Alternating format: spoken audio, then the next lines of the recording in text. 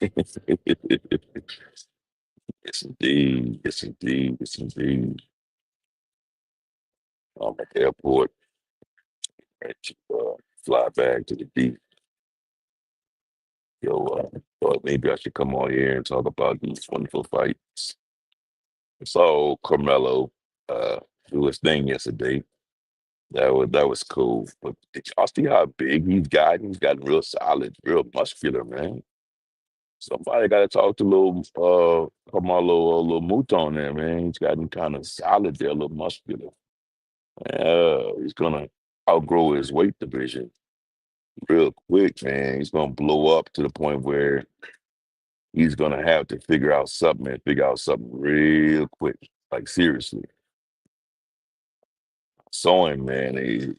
Yes, Carmelo gotta do something. But like I said, man, firefight, uh, great fight, man. I mean, from head to toe. I mean, I watched the prelims all the way to the main event. Um, from the Hernandez versus Ruiz to the Mirko Coelho versus Individual Fire from Jesus Ramos to the Jason Rosario fight, Isaac Cruz. Let me tell you something about Isaac Cruz. Isaac Cruz is the fan favorite. Um, the fans love him, man. This was like my third or fourth Isaac Cruz fight, and everybody loved the dude, bro. They love him, man. They love the dude. Like he is a fan favorite, bro. So a lot of people talk about putting butts in the seat, fan favorites, and all that stuff when it comes to being a drawing power. At this point, I would have to say that Isaac Cruz is the drawing power. I would have to definitely say that he's one of those that put asses in the seats because 3 to 4 fights that I've been through for Isaac Cruz, he's been that guy who's got the entire arena just busting and going crazy, man. So um, Isaac Cruz is definitely the guy when it comes to putting asses in the seats. But for us, his fighting style, I think that he did enough to defeat Angel Fierro, but to fight any real competitor like Arroyo, who just defeated him in his last fight, uh, to see him go back to fight a Gervonta Tank Davis, I wouldn't recommend that. To see him fight any real boxers, I wouldn't recommend that. He'll get beat up. He needs a person that's going to stand in the front of him and, you know, and just trade with him. That's what he's looking for. And if you give him that, that's what the fans like, and that's what they want with him. He's a come forward fighter, and he's going to just maul you all day. I guess that's why they call him a pit bull. Pit bulls maul you. They just go at you and maul your ass. That's what he does his opponents. So I mean, he looked like he looked, just swinging wild, smaller his opponent, suffocating his opponent. He's beating his opponent's face all freaking night long. Angel Briero didn't have enough for Pitbull Cruz last night. Let me go backwards a little bit to Ramos versus Rosario. And the entire stadium was like, hit him in the midsection, hit him in the midsection. Like everybody knows Jason Rosario, hit him in the midsection. But it didn't work this time, man. He looked like this man been doing a lot of sit-ups and been prepared, bro, because uh, Ramos kept on going to the midsection, and that shit didn't work, bro. That shit didn't work. Although he got outboxed and outpointed, I mean, going to the midsection shit didn't stop nothing. I can tell you that. Ramos way more skilled and powerful than Jason Rosario, bro, who was a one-hit wonder, in my book. But I just wanted to go out there and put it out there. Going to the midsection wasn't the solution for him. The blueprint, it didn't work for him. But that's cool though. like that though. They was trying to go. Everybody was like, "Go to the midsection, go to the midsection." That shit didn't, didn't happen this time. And one of the fights before that, man, it was a Coelho versus Olivio. And those two guys was going at it, bro. And that fight, being the guys I was sitting with, we was talking. And it was one of those fights we were saying, it can go either way. It can go either way. Because the fight kept on going back and forth, back and forth. And I was like, man, you got to take it out of the judge's hands. At the time, it was taken out of the judge's hands. Fight was stopped. Saying, well, I did what he was supposed to do. And that's the type of shit I'm saying. Whenever it's a close fight like that, you got to do what you got to do. But again, great fight, man. Great fight. We was out there last night, man. Great seat. Just, I didn't see a lot of celebrities out there. I didn't see a lot of, I don't know, something about last night though. It just, I didn't see a lot of faces. It was something strange about last night. I don't know if they had another event somewhere else at the same time that they had the drawing power that took everyone away from this event, which is kind of strange because I didn't see a lot of people there. But it is what it is. And let's go down to the Brandon Figueroa versus Stephen Fulton fight. First of all, let's talk about Stephen Fulton's dress code. Dude, dress code. Dude, like he had some jean shorts on, some Timberlands. I mean, I was kind of scared for him initially because I thought about the Devin Haney shoes that Devin Haney had for his last fight and how he couldn't really move. But the shoes that Stephen Fulton had on was actually boxing boots. So if you actually really look at it and look at the soles of them, you can see that, he could actually move. So cool. Even this mouth, all the way down to the mouthpiece or up to the mouthpiece, he saw he had on the mouthpiece, the FU on the mouthpiece. I mean, make sure you hit the like button for your boy, man. Show me some love, hit the like button for me. Going over a little quick fight reaction, post-fight talk, man. The David Benavidez versus David Morrell. Right now, we're talking about Brandon Figueroa, Stephen Fulton, too. Brandon Figueroa, man, he just came in there, man. He was smothering his own shots, man. He didn't come in there doing anything different, man. I mean, it was quite different, but it wasn't nothing. He didn't want to fight even from the outside. So I guess he said, you know what? We're going to do an inside game and fight him close up in the telephone booth. When he was doing that, by him being rangy, all he was doing was smothering his own shots. He didn't do shit. So it didn't look good, man. It didn't look good, and it wasn't really landing anything worthy. It was just, fans were booing, man. Everybody was booing. And just then, it wasn't the type of fight that they want to see before the main event. The Isaac Cruz versus Angel Fierro fight should have been before it should have been the co-main, but of course it wasn't a championship fight, which is why it couldn't have been, all right? So let me throw it out there. I know the reason why it couldn't have been.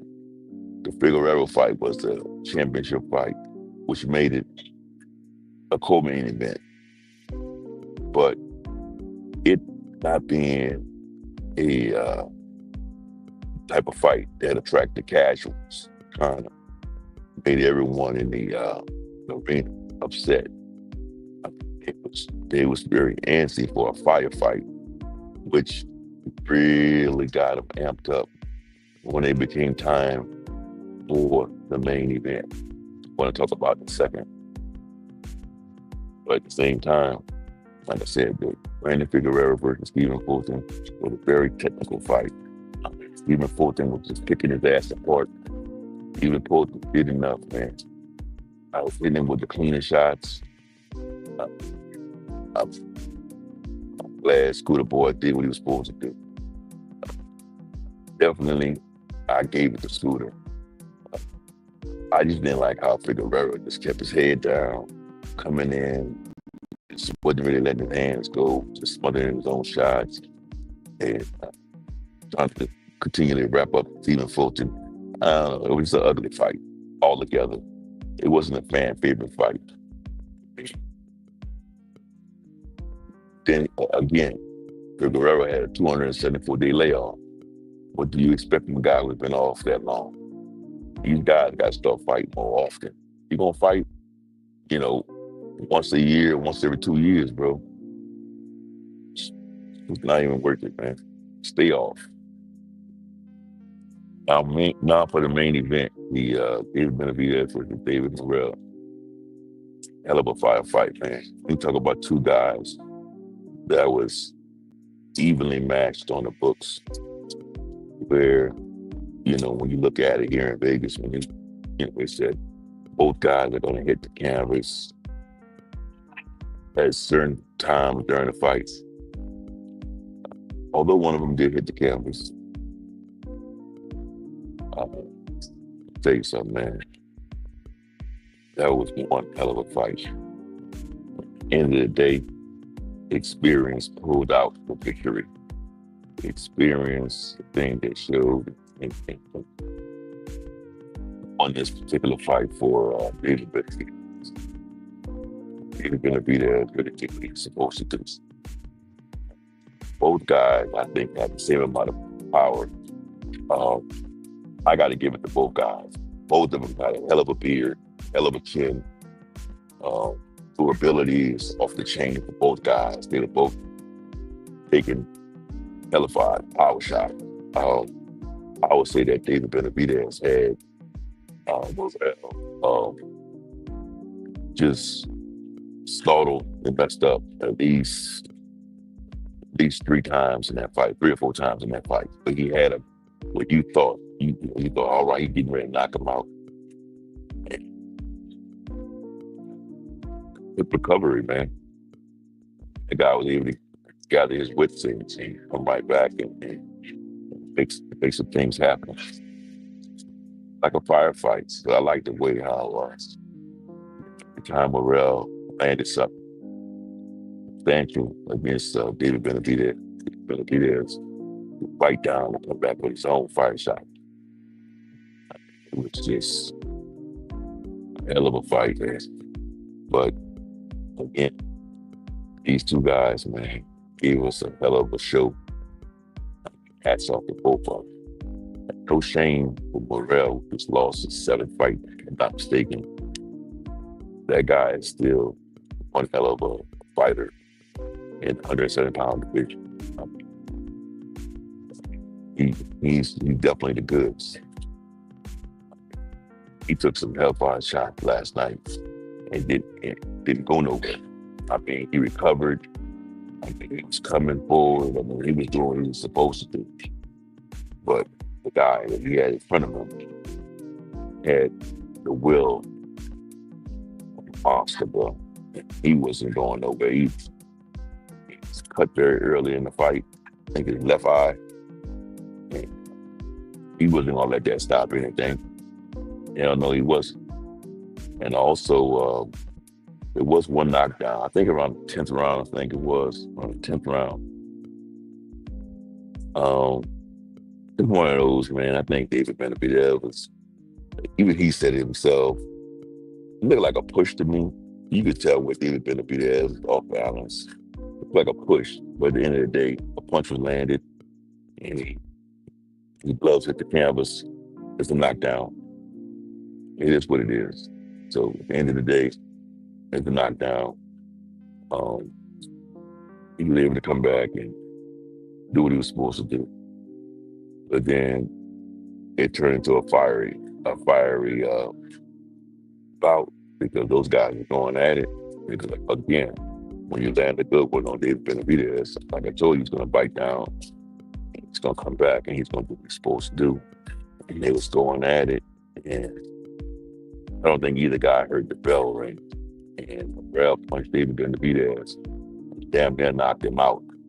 I mean, you could see David Benavidez was not there. Knocked just clocked out, and point was deducted. They made that even round. But let me throw this out there. Even with the knockdown, Morrell would have still lost that fight. Morrell didn't win that many rounds last night. All right, Morrell didn't win that many rounds last night. I mean, David Benavidez clearly was throwing the cleaner shots, was landing more shots, and he was doing what he was supposed to do. Morrell was mainly just headhunting. He was just trying to knock out David Benavidez. He was just going straight for the head. Whereas David Benavidez was showing certain levels. He was hitting them in the top midsection, hitting the level shots, hitting them at everything. And just showing us a little bit of everything. Just showing us that he's a complete boxer. And I mean, I give it to Morrell. Morrell got some good feet. He was working those feet. And I see that's why he was dancing for him. Great feet work. Great feet work. So I saw a little bit of everything from both fighters. But again, if I had to give it to anybody, I would say that David Benavidez was more of the complete fighter last night. He showed me more. He showed me more. He showed me more grit, determination, just more technical skill, just everything, man. Just he was just doing the same thing like Morrell. Morrell, like I said, it was like just doing the 1-2, going straight for the head. That's all I saw yesterday. You know, every now and then you throw a little short left or something like that. But Benavidez was just throwing. He was throwing left hooks. He was going down to the body. He was doing a lot more. He was trying to break him down. And like I said, more of a complete fighter. Still, like I said, both fighters gave us more than any fan or supporter would like. Make sure you hit the like button. Make sure you hit the like button. Like I said, I'm at the airport right now, man. Just chilling. It was a fight last night, but I really enjoyed it, bro. After the fight, bro, it's like a live picture right here. This is a live picture. That was happening. You know, I was there. It's a live picture. Celebration, man.